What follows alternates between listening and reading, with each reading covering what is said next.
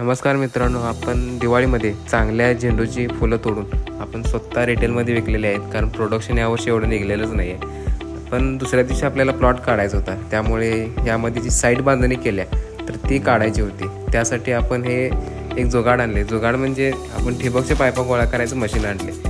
कारण या दोऱ्या ज्या आहेत हे एवढ्या लांबड्या आहेत की पूर्ण सरीला गोल फिरून ह्याचं दुसरं टोक आपल्या हातात आहे. एवढी मोठी प्लास्टिक तार हातानं गोळा करणं हे सहज शक्य नाही. त्यामुळे आपण या मशीनचा वापर करून गोळा केले. तर अशा पद्धतीने हे चांगल्या प्रकारे गोळा करून आपण याचं बंडल बांधून तयार केलेलं आहे. कारण हेच बंडल आपल्याला पुढच्या वर्षीसुद्धा वापरायचे आहेत. त्यामुळे आपण चांगल्या प्रकारे गोळा करून ठेवलेले आहे. आणि त्यासोबतच आपण ठिबकच्या पाईपासुद्धा गोळा केलं.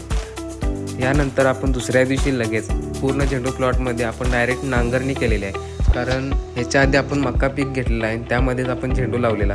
त्यामुळे 2 पिकं झाल्यात. यानंतर लगेच आपण दुसऱ्या पिकाचं प्लॅनिंग करायचं आहे. तर भेटून